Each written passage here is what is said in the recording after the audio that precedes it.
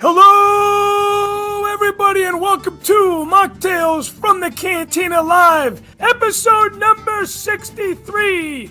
The Machtails from the Cantina Live Halloween special. Everybody scream! Everybody scream! On tonight's show, Brother Barry Harmon is here to make us a festive and spooky drink. Jedi business. Go back to your drinks. Show producer Brother Rich Brindle is here for a cheer and a beer. You and your story. Bart is a vampire. Beer kills brain cells. Show producer Brother Brian Klein is here for some tricks and treats. And the original Lucasfilm director of fan relations and author, Craig Miller, joins us once again. It's Miller time, baby! And Mocktails from the Cantina show producer Matthew Rooney will also be here.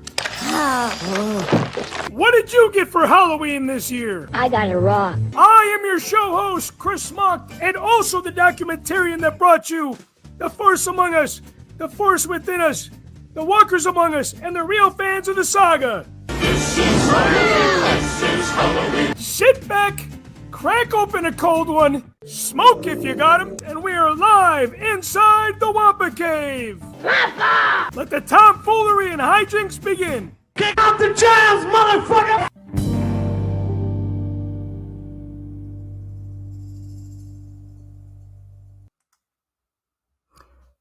I sense a disturbance I have not felt since 2022, when we last did the Mocktails Halloween special, and you underestimate the power of this show.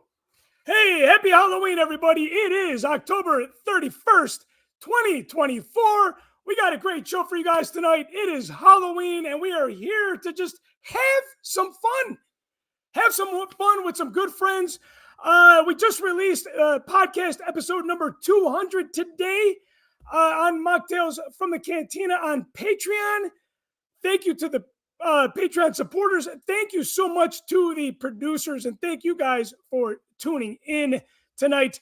Hey, I've heard this thing called spooky season. You know what? It's Halloween, baby. And tonight, we're going to be celebrating that. We are going to start off with a good friend, the artist, the one that has inspired this show from the beginning, Brother Barry Harmon. Barry. Hello. Welcome to the show, man. Hi. Happy Halloween. Happy Halloween to you, man. The drinking word of the night is Halloween. Are you ready for a drink? Are you ready to make us a drink tonight? Let's do it. Yeah, you know. What do you got? How was your Halloween so far? Now that it's coming the first half was good. Went trick-or-treating, saw some friends in the neighborhood, started dinner, and then things went south once the kids got into their candy and started having the sugar high, having the crash, having the meltdowns. At one point, people were coming to the door and I was helping them, and you could hear the kids upstairs just screaming, and it sounded like a Halloween, like sound effects tape, the way the kids were just like screaming. What was going on up there? Were you having a bad time in the bathtub? Oh, okay. Her older sister splashed her with water. Was that what it was? Yeah. Do you want to tell them? Is she a gremlin? You want to tell them your side of the story? Oh, okay. See, now she's getting shy. Now that we're live, she's getting shy. All right, brother, you're here to make us a drink. What do you got for us? I am. So I had grand ambitions for Halloween and slightly grand ambitions for a drink. And then I'll be honest, I was sitting there, I was just kind of zoning out 7:30 and I'm like, 30 minutes, I bet I have to do something. So I scrambled, I looked for what I had, and I was missing some things. And I'm like, you know what? The drink tonight is going to be for people who want to have something Halloweeny and put in the least amount of effort. And for me, my money says you always should get one of these and have them on your bar cart or in your bar. It's Dan Aykroyd's Crystal Head Vodka, because anything you make with this is spooky infused. You it could be anything, and you'd be like, yeah, but it has the Crystal Head. And this is the one where he filters it through diamonds, So what I'm going with, I don't even know what it's called. I found it on a recipe site, but you do a shot of this, and then you put it in a glass of ice, and then you put some club soda in there. And then you use fresh lemon, but when you're a tired parent, you just grab that cheap stuff and you put a little bit of that in, and you just mix it with your finger, And there you go. It's vodka, club soda, and lemon juice. But Hey, cheers. hey, cheers! It's Dan Aykroyd's. Cheers to that. Now, you got a couple of events coming up. You got Drinking Word of the Night, of course, is Halloween, and only drink responsibly and only if you're 21. Sega Bits, you're a big part of that show. You got the YouTube. What are you doing, a floater? A little more Lord. Okay, I got to get your Malort face here. All right, here we go. I haven't had one of these in like a year and a half, so here we go. This is like half a shot, too. I can't handle much more.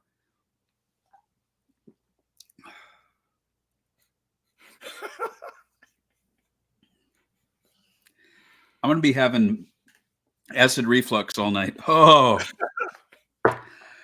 my God, that was bad. It was like eating burnt rubber. I need some of this. But yes, thanks for plugging those things. We've got an arcade meetup coming up at the Galloping Ghost Arcade. That's actually this Saturday. So you can come with all that and get all that election anxiety out of you for a few hours, play some games.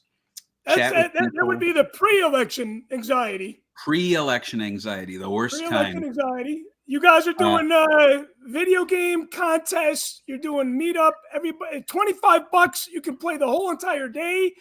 Galloping Ghost, of course, vintage arcade games. For those of you that listen to Rebel Force Radio, you have heard about this many, many a times. And then you have something coming up in November with Brother Tyler Page at Alulu. That's right. Star Wars trivia. What is the theme that night? It's anything and everything Star Wars. We are not doing a theme. It's going to be a Star Wars grab bag. Between 20 and 30 questions. I'm leaning towards 30. And as Tyler has said, this might be the last one. So we need to pack the house.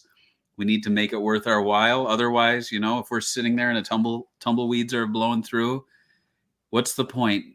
So you guys put a lot of hard work into it. The prizes are amazing. The beer and the food are off the charts. So everybody 100%. Head out to Alulu, but that's a Wednesday. But if you guys are more of a suburban weekday thing, definitely head out to Galloping Ghost and do the Sega Bits meetup. Barry, thank you so much for taking the time to join us on the show, man. Happy Halloween to you. And Marion, don't give your daddy too much of a hard time at the end of the night here. Hey, we'll see you guys soon. Take care. Right. Thanks again, man. Hey, we got a chair and a beer segment here with Brother Rich Brendel. Brother Rich, welcome back to the show. Producer, you're always on. Man, that's a big one. What do you got? What are you drinking and what are you raising your glass to tonight? I'm raising my glass to just voting. We got to do it, right? So to demonstrating our freedom to drink and to vote, right?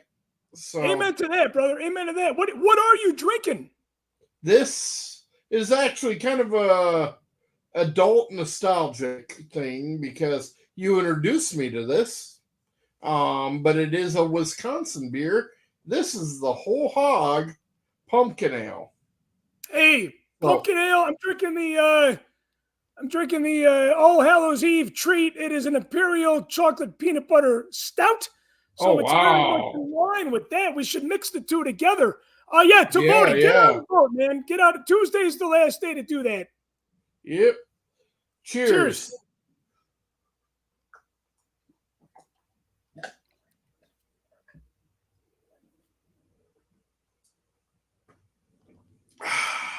Rich, I love you, brother, and we need some music. We need some music for next time you do that. Hey, thanks again for tuning in tonight. Thanks again for joining us, and happy Halloween to you. Happy Halloween, buddy. All right, cheers, brother. Hey, without further ado, somebody that's got a very, very, very busy schedule. my friend, my brother, my show producer, Brian Klein. Brian, welcome to the Halloween special. Well, thanks for having me. Is this on? Hello. I'm going to start. Brian, you've been a part of the show since the early days when we were doing this on YouTube 5 years ago. We're going to go old school tonight. We're going to play some quick rapid fire Halloween games. Brother Sean Hines always has a Halloween party, and he always has people bring food that just does not look appetizing. So it is time to play Would You Eat That? We're going to take a look at some Halloween food. You can guess what you think it really is made of. I'm going to guess this is pretzels. But if you showed up at a Halloween party, would you eat that? No. That just Do you like does pretzels? not look appetizing. No. I mean, those nails look like they could be peanuts or like almond slivers. That looks disgusting. Yeah, it does. That's no. All right. Would you eat this next one here? Oh, that looks like something out of an alien movie right there. No, Bob, I would not eat that. That's like wonton there. All right. What do you got next, Matthew Rooney? Oh, shit. Would you eat that? I would not. That looks like some No, pasta. that's too lifelike. Yeah, no, thank you.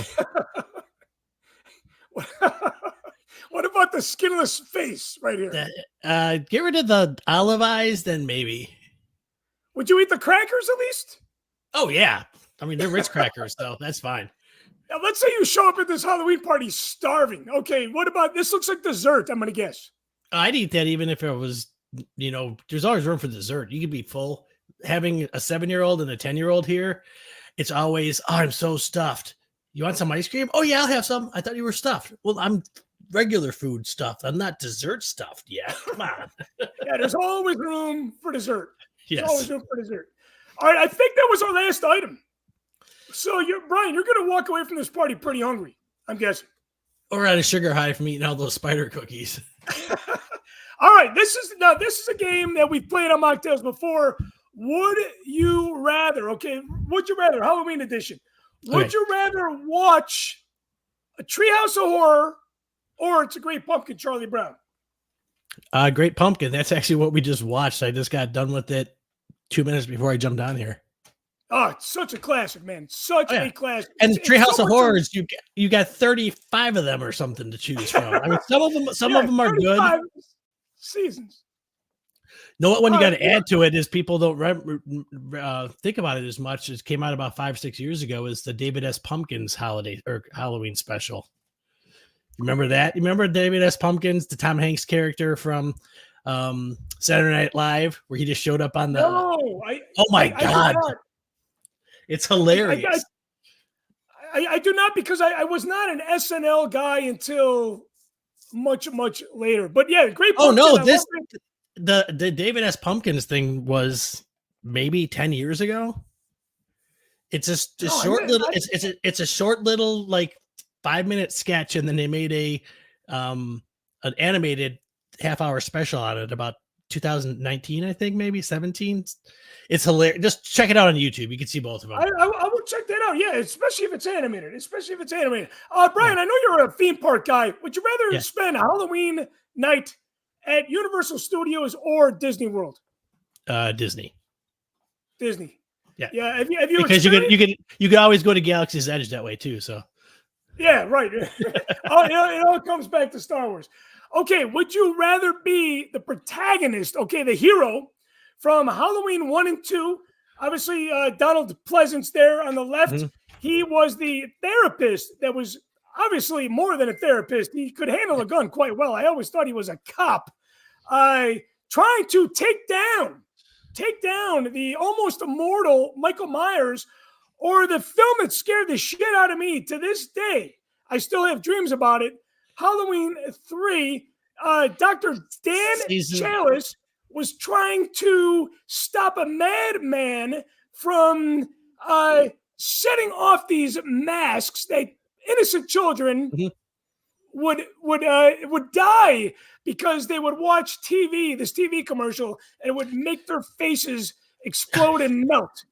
Which one would you rather be? I can tell you this because if you haven't checked, like about an hour ago, I posted on my Facebook page the Happy Halloween, Halloween, Halloween, Silver Shamrock, from Halloween 3. That song just gets stuck in your head. I'd rather number 3, just because I like that movie actually, because there's no Mike Myers in it. The season, it's more less supernatural and more realistic than certain aspects of 1 and 2. Some of those Halloween, Friday the 13th, Nightmare on Elm Streets, I like them, but the horror movies that could be like really legitimately real are a lot scarier to me, I guess. But I enjoy it. I think that's why Halloween 3 scared the shit out of me 35, 40 years ago, and it still torments me to this day. So you would rather be Dr. Dan Chalice in this situation? Yeah. Calling the network, telling them to turn it off. All right. Would you rather eat candy corn or black licorice? Oh, black licorice, 100%. I'm one of those. I didn't realize this, that only like 8 or 9% of the people like black licorice. I love black licorice. Good and Plenty is my favorite candy of all time. I love black licorice, and I don't really like candy corn. Well, are you a Jägermeister guy? I was in college until one night, and I won't explain that on the show, so I will not.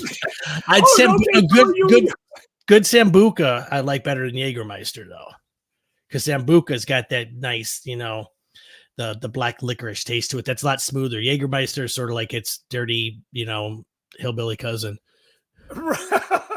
that is very, very well put. So you had a bad experience with Jägermeister, but you're not afraid of Sambuca, and obviously you would still eat black licorice today. Oh yeah, it was more the Jaeger bombs and just overdoing it. And you're 22 years old, you always puke and rally, and then you do it too many times, your body just shuts down.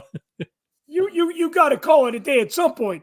Would you rather spend Halloween in a graveyard or in a true haunted house? Graveyard. I think if anything was to, attack you, you seem to have more of an openness, where in a haunted house, you never know. You could be, I've seen way too many things where it's like the haunted house. You've obviously seen the Muppets Haunted Mansion. Yes, Muppets Haunted Mansion. It was fantastic.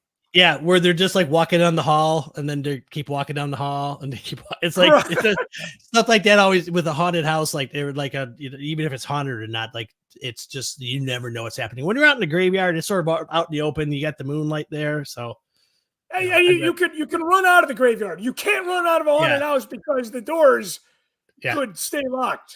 Or you just open the door and it takes you to another. You can't get outside. Yeah. All right, we got to do a Star Wars question. Would you rather face Darth Vader in his prime or Palpatine? No.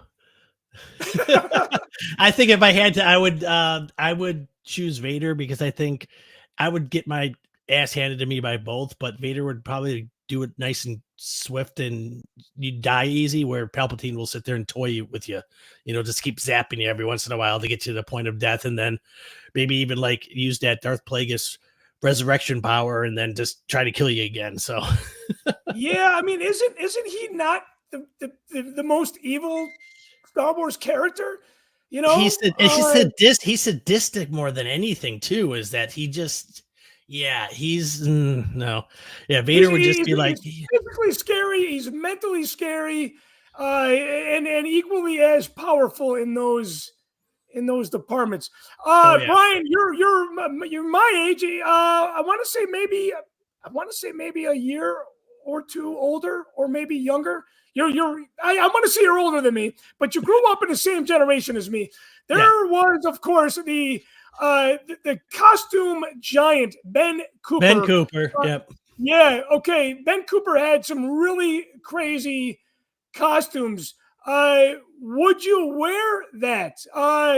Would you wear this? This is the Love Boat costume. Could you see your 7 to 10-year-old self wearing this costume? That one with the Captain Stubing, probably not. I would wear some of the Star Wars ones, but those things, you know how they had that little rectangular thing cut out for the mouthpiece so you could breathe, and you would always cut your lip on the damn thing. Yeah. Because you got too close, and then the eyes like would cut out your eye. Oh man, yeah. I remember a few years ago when Target like re-released them like in adult sizes.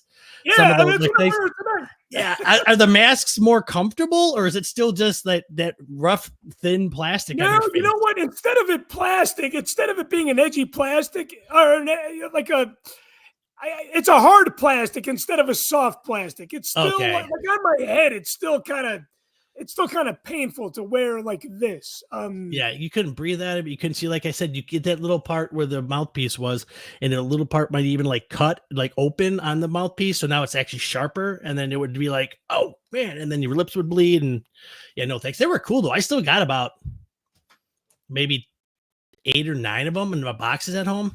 8 or 9 of them. Oh, yeah. Jaws 2. Not Jaws 1, but Jaws 2. That, I mean, it looks cool, but the shark would never wear a t-shirt. You know? I mean, here's the thing. So I found out they just released a documentary. I paid $2.99 to rent it on Amazon. So the story is that the reason why Ben Cooper had the character on the smock, if you will, was because, like you just described, the masks were so horrible to wear that you would wear them like me, right? Like on top of your head. So they said that the character always had to be represented. Hence, that was why they had the image on the smock, if you will. Oh, hey, here's a font from Milwaukee, I believe. Arthur Fonzarelli. I'd wear that one, yeah. Although his face, he looks almost more like Guy Smiley, you know, the news guy from Sesame Street. Yeah, I can see that. Guy Smiley's long lost cousin right there. Okay, how about Tonto? Okay, now this could be kind of PC. I was gonna say that's kind of that doesn't even look like that. Almost looks like a drunk Jackie Gleason with like or maybe even like a later Marlon Brando, like early 70s Godfather era.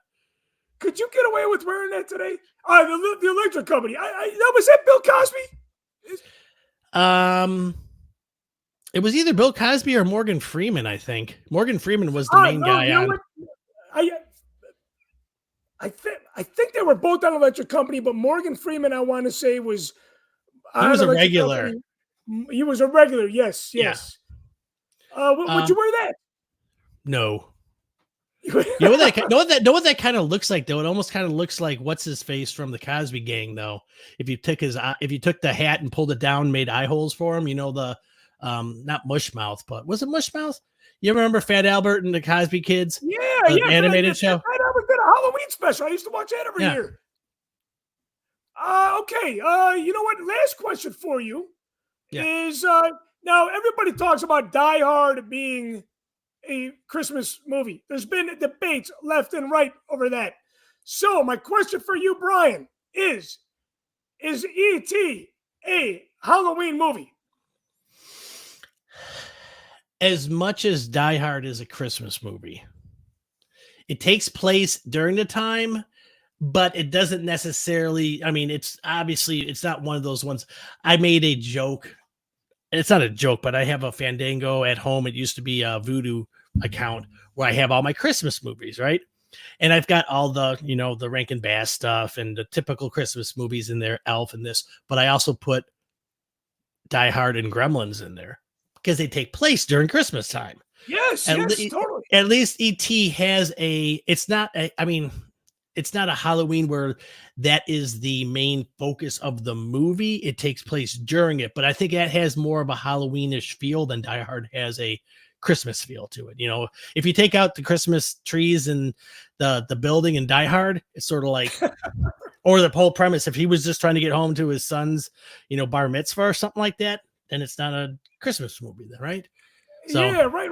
Yeah, I like that. Hey, Brian, well, I want to thank you for being a guest on the show tonight. I want to thank you, too, for producing the show for as long as you have. You've been producing this show for, I want to say, at least 4 years now. Again, remind us where you you are I'm gonna start calling you Mr. Podcaster because you have like 7 shows that you're a part of. Where can people check you out under one umbrella? What do you want to send people to tonight? The main, if you check out our, actually, if you go to strandedpanda.com, that's the podcast network I'm on. My show is called Source Pages, where we take novels and comics as, like when a movie is coming out and they don't know much about the characters, whatever. It's all geeky type stuff. We read comics or we read novels that are being made into movies and just sort of give people primers about them. And it's a lot of fun. But we also, that's our main focus, but we also have a Star Wars themed podcast called The Sacred Jedi Texts, where there's myself, Haley, who's my partner on the main show. She's on all the shows with me. And then like the Star Wars show, my friend James from Britain is on there. And then also one of your other producers, Todd Sedlock is on there. Oh, yes, and then we have another podcast on that network called Timey Wimey Talk, which is all about Doctor Who. And my wife Liz and our friend Karen from England is on that too, which is great because if you like Doctor Who, she's on the ground floor there, and she every episode we review, it's like she has notes upon notes upon notes where she gets so involved. Like we could watch a half-hour episode or an hour episode and we can record for 3 hours. But then I'm also on, the Rebel Force Radio Network on the Babu Freaks. So yeah, along with Barry and brother Tyler. Hey man, Happy Halloween. Thank you so much for joining the show, and thank you for your time. I know you're very, very busy. I'm going to let you go, and we'll catch you next time, brother. Take care. Have a good night. Brother. You too. Love you too, man. Okay, without further ado, I would love to bring on a guest that was on the show. I want to say it was a year ago, promoting his first book. Would you please welcome back to the show, Mr. Craig Miller? Craig, thank you so much for spending your Halloween with us here on Machtails from the Cantina. Thanks, Chris. It's good to be back. Hey, it's good to have you back. I got to ask you, do you think E.T. is a Halloween movie? Kind of. But unlike your last guest, I think it's less a Halloween movie than Die Hard is a Christmas movie. Okay, so you think Die Hard is more of a Christmas movie than E.T. is a Halloween movie? I think Die Hard is a bad Christmas movie. It's a great action adventure film, but the Christmasness is a little more intrinsic to it. I mean, remember when you get into some of the details of it, like McCain's wife, who he's coming back to see. What's her name? Yeah. Her name's Holly. Even her name is tied into Christmas. Yeah, right. I mean, it isn't a great Christmas movie like Scrooge or Miracle on 34th Street. Or A Wonderful Life. Or It's a Wonderful Life. Yeah. But I think it really is a Christmas movie. There's enough in it that it's not like just the setting. E.T., yeah, for sure. I think it's more just the setting. Yeah, right. It's just the one day, right? Where like Die Hard, it's the whole entire movie, but E.T. it takes place before Halloween, and it's just that moment. But man, what a great film! I'm a big fan of both of those films. Oh yeah, absolutely. All right. So Craig, I gotta ask you. Now you got the second book that's out, and right. Matthew's got a cover of the book. I got to ask you, like I asked Tim Rose, we interviewed Tim Rose, who was Akbar and Salacious Crumb on Return of the Jedi. And he was a puppeteer for not only George Lucas and Jim Henson. For you, I'm going to go right to the Muppets. This photo on your cover of the second book screams the Muppets. I'm assuming that this was at Elstree Studios when the Muppet Show was filming there alongside with Empire Strikes Back. Can you give me a background? Well, actually, no. First they didn't film. First, the Muppets didn't shoot at Elstree. They were at a studio essentially across the street from Elstree. But they were across the street from Elstree. This was at a studio in New York. We were shooting Muppets Take Manhattan. Okay, which you I know were a part of. Right. Not as a puppeteer, but I did work on. Right. Can you explain this? Like, is there a story that goes with this photo? Because this photo just, I love this photo even more than you standing in front of the Falcon on the first book. As I said, this is Muppets Take Manhattan. We're at the studio in New York. I'm in the middle, and to the left of me is my then girlfriend, now wife, who had come to the studio to have lunch with me.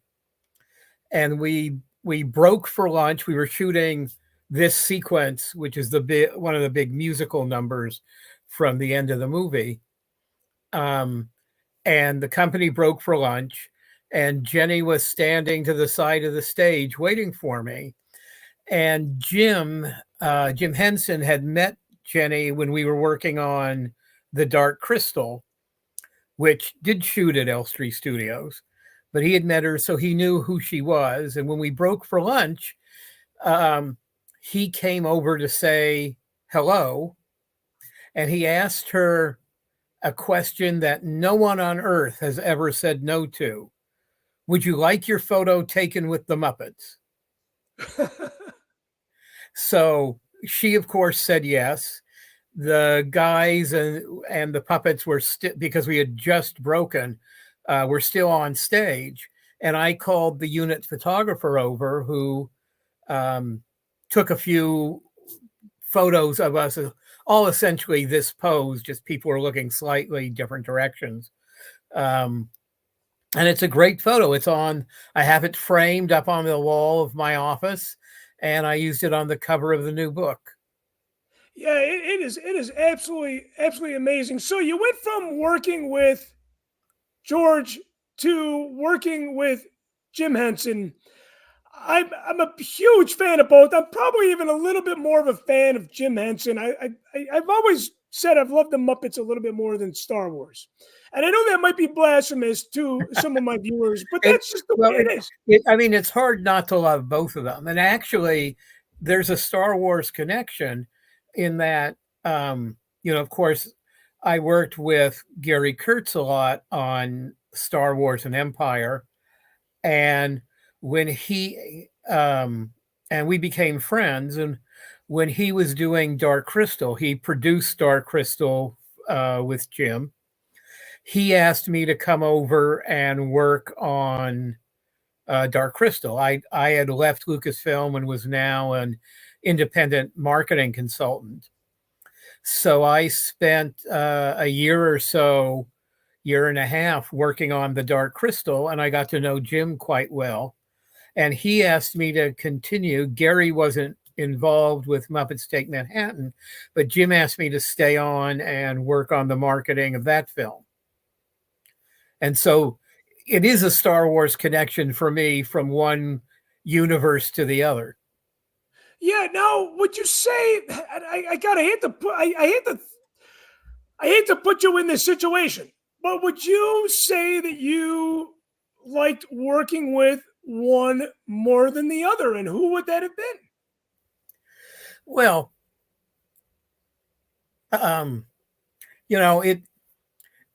it's hard. There was nobody nicer than Jim Henson. Easiest guy in the world to work with, nicest guy. So just as a personal kind of experience, working with Jim was great. No one really compared. Star Wars was my first job out of college. I grew up as a science fiction fan and a movie fan. And so suddenly being on stage with Star Wars, it was just, amazing. And it brought me, I didn't expect to have a career in Hollywood. My degrees are all in psychology.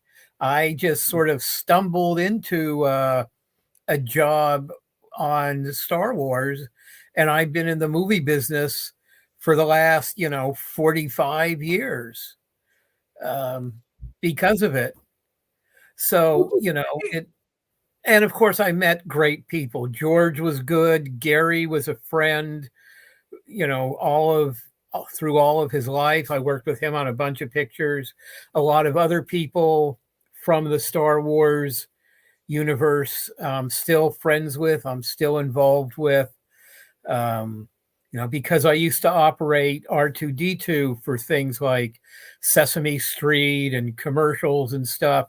A lot of the R2 builder groups have sort of made me an honorary, member or participant. I get invited to a lot of R2 builder things, and that's always great fun. So, I mean, Star Wars has been part of my life continuously, even though I haven't worked on the movies in, decades.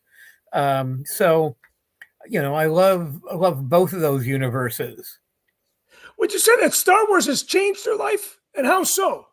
Oh, well, of course. I mean, I graduated from college with degrees in psychology, and I ended up being in the movie business. So that's from that's a sketch a friend of mine did from the wrap party for Empire Strikes Back. It was actually held on the Dagobah set. And right next to there's a photo of it. You can see we were on a platform. I keep pointing at the picture like you could see what I'm pointing at. They built a platform over the swamp, and it was set up like a picnic with grass, artificial grass, and picnic baskets of food. And we all partied up there, and you can see Yoda's hut just to the side. This is photo taken from up in the catwalks at the top of the stage. But yeah, my life has been, it put me in the movie business. It put me in the center of a lot of incredible activities. Star Wars has been part of my life forever. I now have 2 books out that are Star Wars related books. Of course, it changed my life. It changed my life completely. I met my wife doing a Star Wars presentation at a convention. So, you can't change the life more than that right there. You say you went to school for psychology. Do you feel like your education in that field, were you able to apply it to what you did it's applied.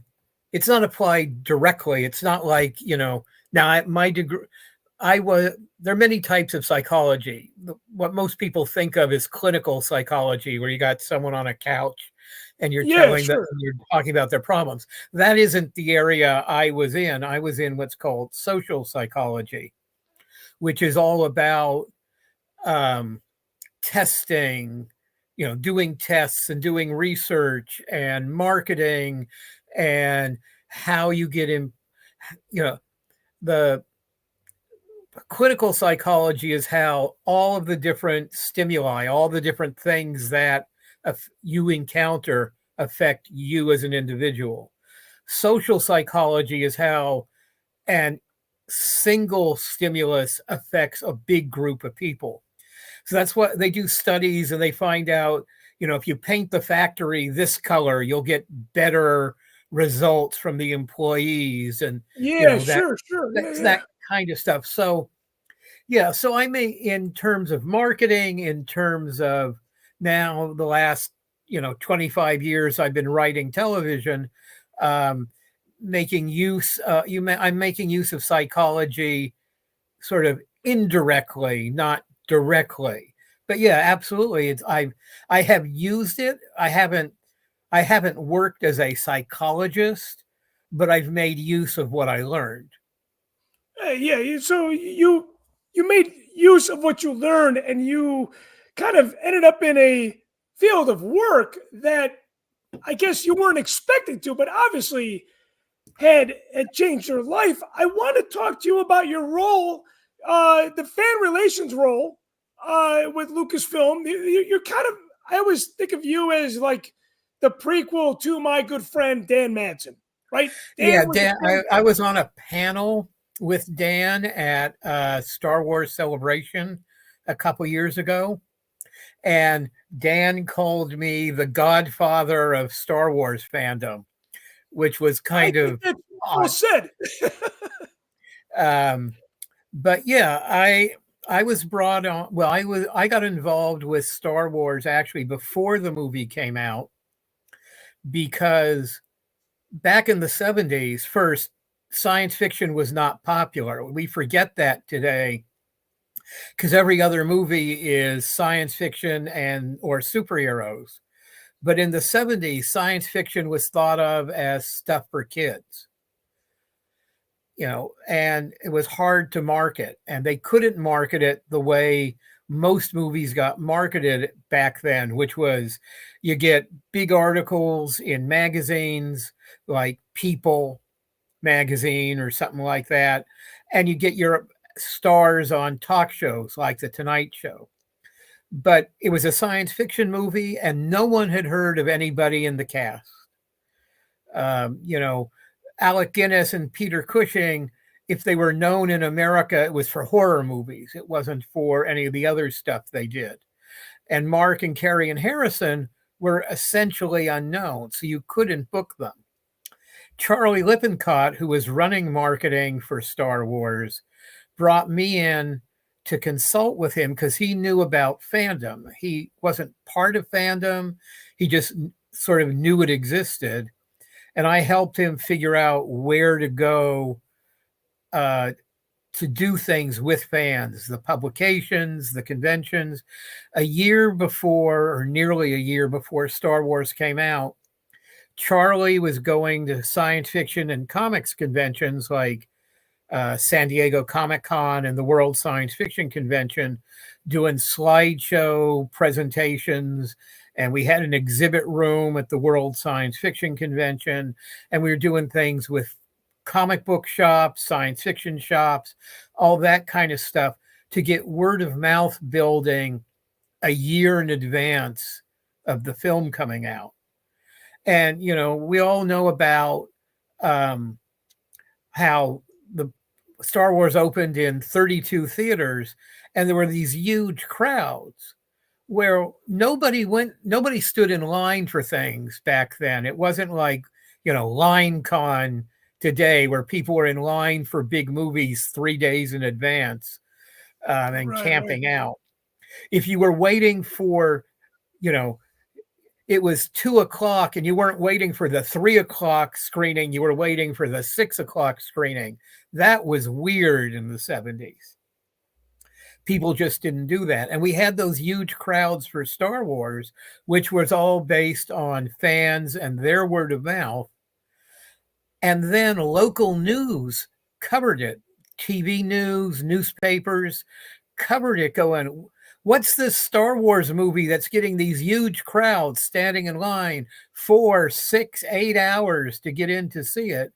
And that got so much publicity that helped build interest, and average people who, if you said you want to see a science fiction movie, would tell you absolutely not. Suddenly they wanted to know what this movie was, and they started going.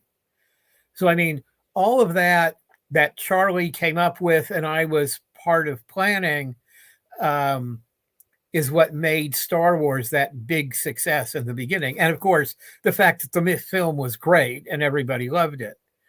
But when I was a marketing consultant, I would tell my clients, I can get people in the first weekend. It's up to the movie to keep them coming in for the next week and the week after. So, marketing only goes so far.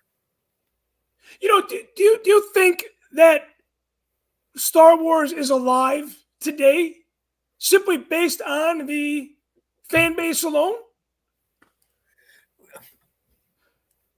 I mean, in the most simplistic sense, yeah. If it didn't have that fan base building it up for that opening few weeks, no one would have gone to see it, and no, it wouldn't still be around.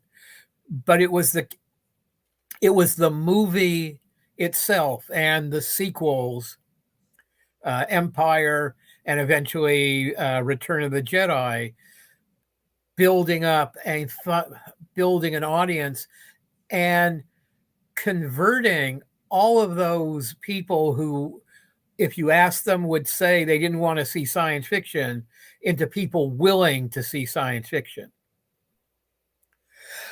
So in a sense, but I mean, clearly science fiction fans alone are not enough to have made Star Wars a huge hit that 40 plus years later we're still talking about. They're still making movies, they're still making TV shows.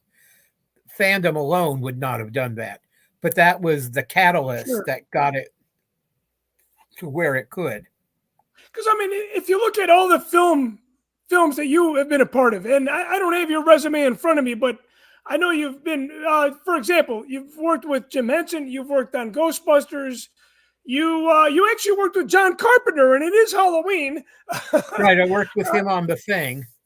Yeah, but the thing that really sets Star Wars apart from all these other successful movies, because you have some successful movies that people still talk about today, but then you have Star Wars, and I don't know what it is. I don't know if it's the marketing, the merchandising, a combination of all of that. The fact that they've still continued to make new stories, like you said, that has been a big part of keeping the franchise alive. Would they still keep doing that if the fans weren't, supporting it? I don't know. Have you seen, out of all the other franchises that you had worked with, is there anything that you can compare to Star Wars and its fans? Well, the only thing I could really compare, and I've never worked in that universe, but Star Trek, which of course predates Star Wars, has it not. I mean, the original Star Trek had a big fan following, but it didn't have merchandising, and when the show went off the air, it died until years later. There was the animated series, and then finally it came back with Next Generation, where they were able to capitalize on the fan base and also get into the merchandising and getting involved with fandom and supporting fans and fandom. And I think that's a big part of it, is letting the fans know that they're appreciated. Yeah, and I think if you don't let the fans know that they're appreciated, I think that could change a lot of things.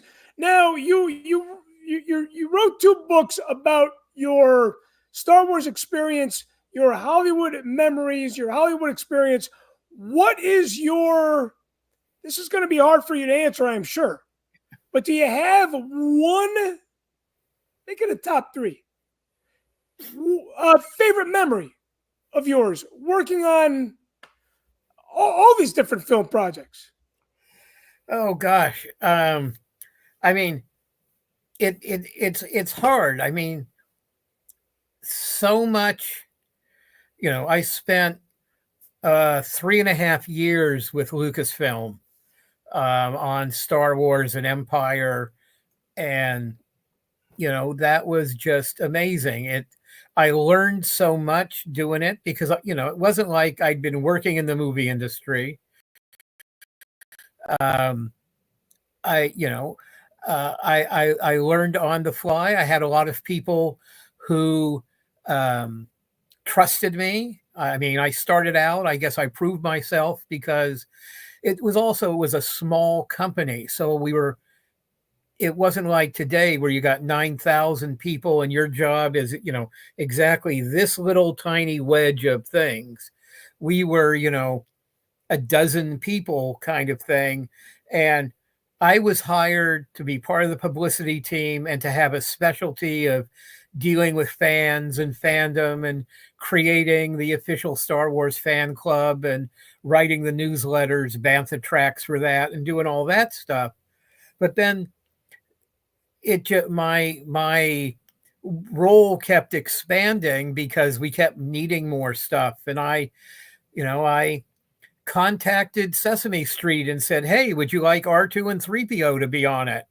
And I ended up being producer for Lucasfilm on 5 episodes or 5 segments of Sesame Street, and operated R2D2 for those segments at the same time. We brought Tony Daniels in from London to be 3PO. I approved all the scripts and gave notes on them, and we did the 800 number where you could call in and get messages from all the characters from Empire Strikes Back.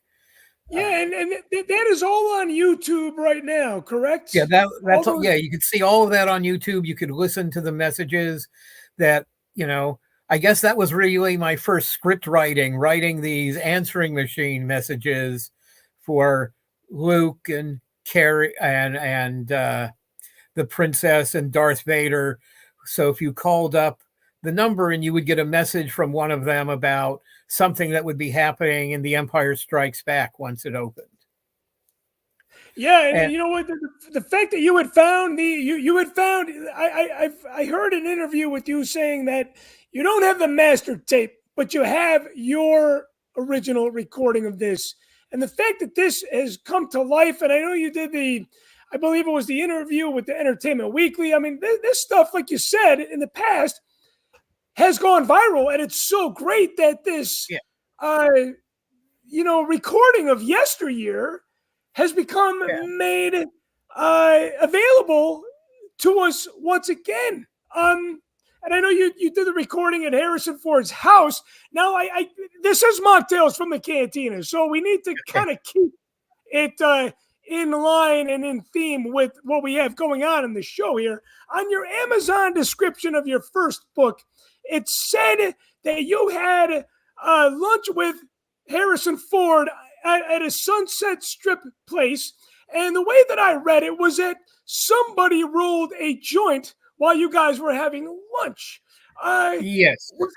Was it you that rolled the joint, or was it Harrison Ford himself? Oh, no, it was Harrison. It wasn't me. So Harrison had rolled this joint. Did he offer you? Did he pass it to you, or did he? Well, yeah. He did not bogart the joint. He rolled it while we were sitting at the table, and lit up and offered to share it, and as you do. Yes. And it was a place he had recommended, so I guess he must have felt comfortable doing that there. It wasn't legal back then, this was 1979, but he must have felt comfortable.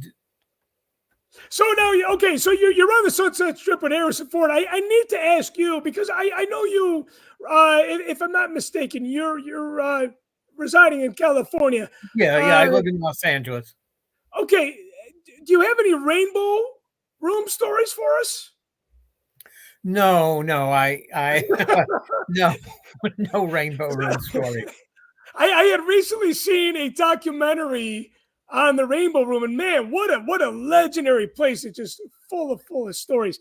You know what? My producer Matthew Rooney, behind the scenes tonight, he's a huge Dodgers fan. Are you? He swears the last time you were on the show, I might have asked you about baseball. He remembers you being a fan of the Dodgers. Is that correct? Well, I'm not a huge sports guy, but of anyone, the Dodgers. I started going to the Dodgers when the Dodgers first played here in '58, and when I was a little kid, we'd go to in the early days of the Dodgers playing here, we'd go out to Dodger Stadium, Chavez Ravine, and watch games. And so, yeah. So you grew up on you know what? I gotta give a shout out to Dodger Nation for winning the World Series and destroying the Yankees. Essentially, we do a segment here, Craig, where it's come on, man, and I gotta share this with you, even though you're not a huge sports guy, but I'm sure you've heard. Oh, yeah. Come on, man. I mean, you can't grab a player like this. Yeah, it was, and this pissed me off. I mean, not only that these guys did it as they were being escorted out of but they had planned it. This guy's been interviewed saying that he's got season tickets over here in that area. Yes, and they had planned if there ever a fly ball came that way, they would be doing something like this. And they were getting congratulated and high fives as they were marched out of the stadium. Man, that's just, come on, man. Yeah. I'm sorry. That's not right. If I was running Yankee Stadium, I'd have had them arrested. Yeah, amen to that. You cannot grab a player by the wrist like that when he was making a catch. For those of us that live in Chicago, we remember what happened to Bartman in 2003. He grabbed the ball from Alou, and of course, everybody blamed the Cubs curse on him. Okay, so let's go back to, sounds like your favorite memory, the early days out of college, working for Lucasfilm, being in the moment at that time, then, doing a whole Sesame Street bit and the 800 number bit. Such good memories. Do you have a memory that is a bad one in all your experience? Oh, well, there are things that happen that,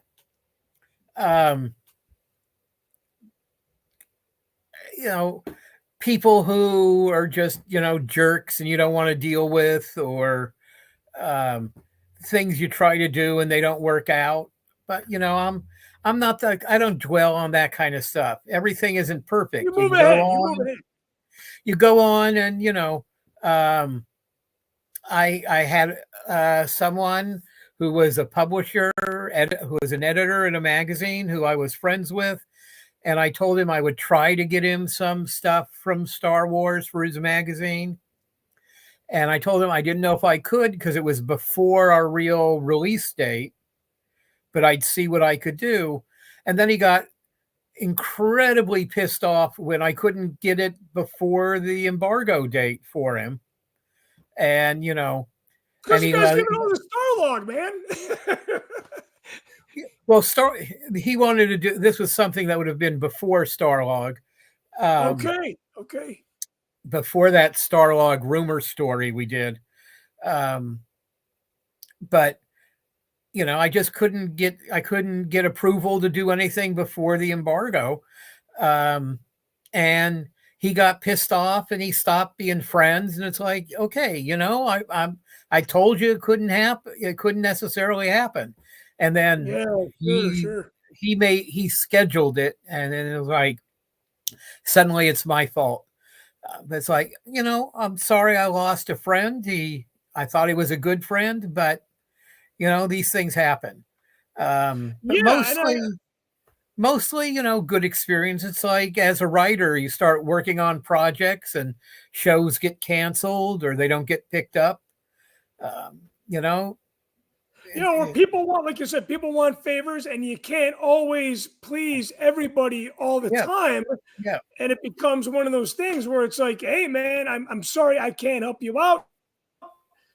And it's unfortunate, when you're in that situation where people come to you for favors, you can't hand them out like it's Halloween candy at the doorstep. And people get mad, and it's like they don't understand that it's not that you don't want to; it's that you can't. Yeah, you can't. Right. It's not like it's not like you're being a jerk and withholding it from them. It's just that you're not in the situation to do so, even though they might think you are. What does Star Wars mean to you? What does Star Wars mean to you? Well, on so many different levels, obviously as a science fiction universe, I love it. I don't love every instance of it. I like some movies better, some TV shows better, some episodes better than others. But in that, I think it's great. I love it. it's obviously a favorite. It changed my life, so it's a big part of me. I've been going to conventions, doing panels. People ask me, doing interviews for all these years. So it's a part of my life that way. Lucasfilm has been good to me over the years. They invite me to a lot of the premieres and that kind of thing in LA. Not all of them. And, I'm not a big deal. I'm not walking the red carpet, but but you're invited. You're invited. But I get invited, which is always really nice. I still have friends up at Lucasfilm. I like a lot of people up there. So Star Wars as an entity, I love and is part of my life. So I can't imagine what my life would have been without it. Yeah, you know what? I think Dan Madsen said those exact same words. What is your favorite Star Wars film? Do you have? I'm going to guess it's Empire Strikes Back for some reason. Yeah, well, I always tell people, because I get asked that a lot, I think objectively, Empire is the best Star Wars movie. It's the best made. It's the best told. But if you don't have Star Wars, you don't have Empire. So to me, they're kind of pretty much tied. Maybe Empire edges it out, by a whisker. But I think those two as a combination are what are my favorites. I don't think any other single or any other pair of Star Wars movies would have resulted in the universe of Star Wars being what it is. I think it took those two movies, and especially those two movies at that time, for it to become what it was. Now, I want to say, please correct me if I'm wrong. You back in the early days, you did deal with a lot of Star Wars licensing, correct? Yeah, I was peripherally. I mean, I didn't issue licenses, but I worked with our licensees in different ways to help them the way we could. We did some commercials with licensees. Probably the most famous of them is the Underoos commercial. Yeah, I know you produced that one. I know. Well, I didn't produce the commercial, but I was producer for Lucasfilm for our part of it, and I operated R2 for it, and we did that. Did you do any licensing with? Because I know they had the license, but because it's Halloween and I'm wearing a throwback costume here, did you work with Ben Cooper at all? And do you have any Ben Cooper stories? No. I worked with Don Post, who made the high-end costumes, right, for the overhead masks, but those full costumes. I never talked to anyone at Ben Cooper. Now, we had a whole licensing department, and so I was not, I wasn't the one providing the licensees with images or doing the direct approvals, but sometimes the licensing department would come to me and ask me for comments on material that they got from the licensees. And like I said, I was involved with commercials and advertising and how to tie in what they were doing with some of the marketing we were doing for the films. And Don Post Jr., Don Post Sr. wasn't running the company. He started the company in the 30s. Don Post Jr. was running it by the late 70s. Don would come by, and he and I and Robert Short, who was working there, later went on to be Robert Short, special effects guy, won Oscars for Splash, and did a lot of the first Beetlejuice stuff. Anyway, Bob used to work at Don Post, and Bob and Don would come by, and he and I and the three of us would go out to lunch several times during that period. I know as an independent filmmaker like myself, I know that there are better ways to obtain the media than others. Your two books are out on Amazon. Uh, the most beneficial way for you to for people to buy the book, where can I send people to? Do you prefer that they buy them on Amazon, or do you have a website where they can buy direct from you and even get a signed copy? Well, obviously, the easiest way to get either or both books is buying it from Amazon.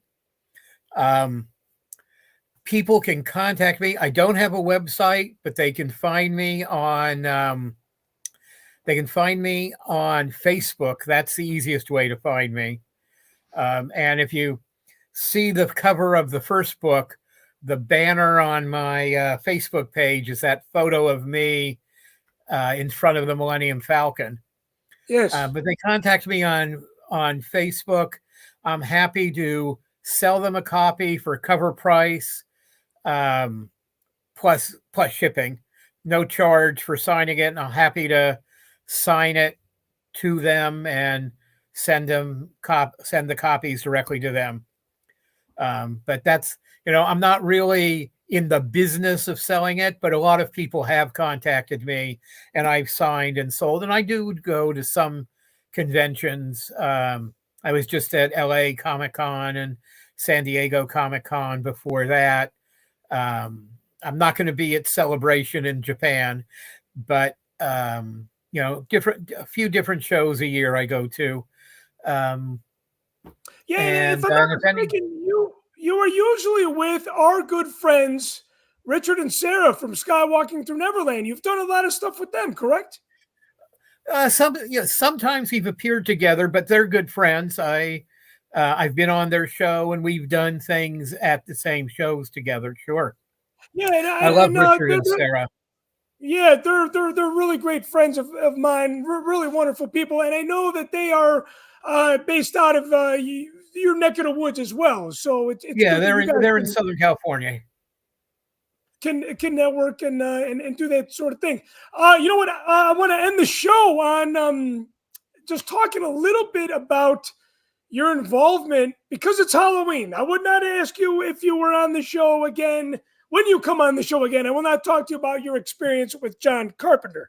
But because it's Halloween and he is the godfather of Halloween, and in my eyes anyway, even though I am not a horror fan, it scares the shit out of me personally. Yeah, me too. Okay, so you're not a horror guy. What was it like to work with him? What kind of person was he? John was great. I mean, he's really into it when he's directing. So, he's very serious about it. The Thing was an amazing picture. It was his first big studio movie. Before then, they were independent or small production companies. And there was a big thing at Universal. The studio was very excited about having him. There was a whole big meeting for the whole marketing side of the company that I was brought into to talk about how it's his first studio movie and we have to really give him great support and all that. So the studio was behind it. And, it was an intense picture to work on. Rob Bottin and getting all of the special effects, that stuff was amazing. In fact, the biggest problem the movie had, in my view, is it was so well made a film, so well acted and directed, the effects were so good, and it was beyond anything that was out there at the time. Audiences were literally terrified watching that movie. I mean, if you look at the reviews from that, period, it was people who were not, huge horror fans, but were just, sort of liked horror, or they were movie fans and, that kind of thing. And the film critics were all like, it was overwhelming. It was too much. And all the reviews ended up being about how overwhelming the effects were. and it turned audiences off. And that's why the film wasn't successful. Years later, as more and more better stuff was coming out there, better horror stuff, now it's looked at as a classic film. It's been remade. It's had a sequel made. There's licensing from it. People look at it and recognize it for what it is, a terrific, terrific movie. But some of the individual scenes, because most of it's a suspense movie rather than a horror movie, but the horror scenes are really powerful even today. And I think it was too good of a movie for its time. Yeah. That's a very, very interesting take.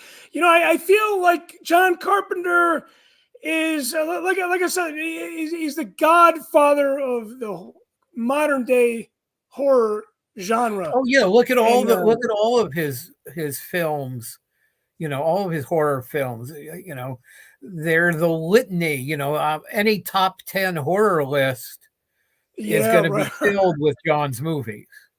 Yeah, and he started off as an independent filmmaker, so you got to respect that. Craig, I want to thank you for your time. I want to thank you for appearing on the show, not once but twice. And it is Halloween night, so I thank you for spending it with us. And I look forward to having you on the show again. And again, for those of you that do not have these books, Brad Riverdale says they live. I'm assuming that is a John Carpenter film. That's a John Carpenter movie.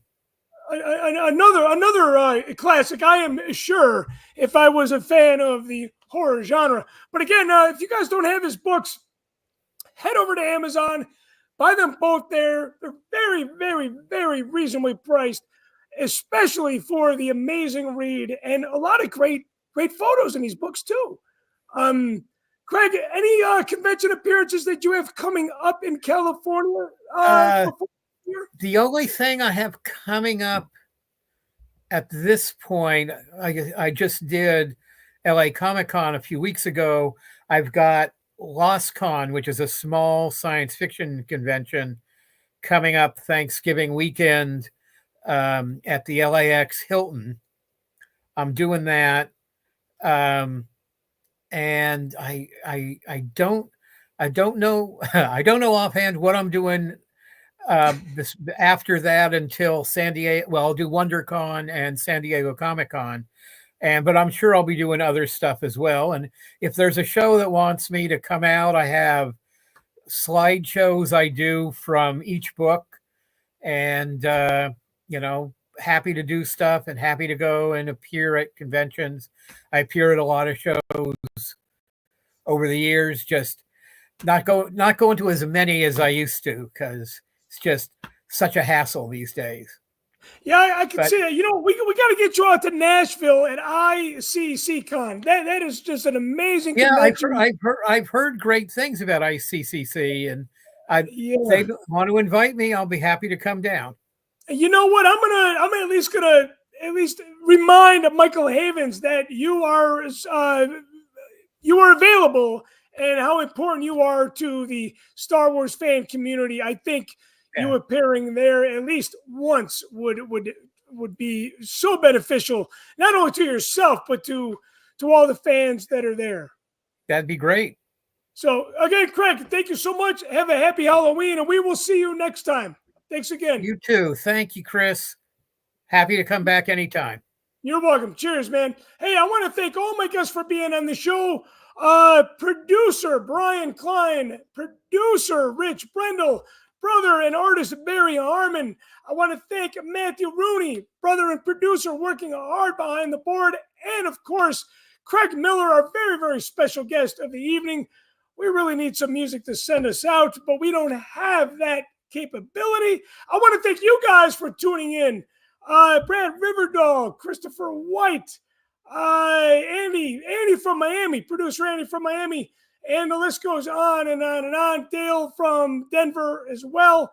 We will catch you guys next time in November, which is tomorrow, on another episode of Machtails from the Cantina Live. Don't forget to join Patreon. Free for a week. So much content. Definitely, you're ripping me off at this point. Hey, we'll see you guys next time. So long, everybody.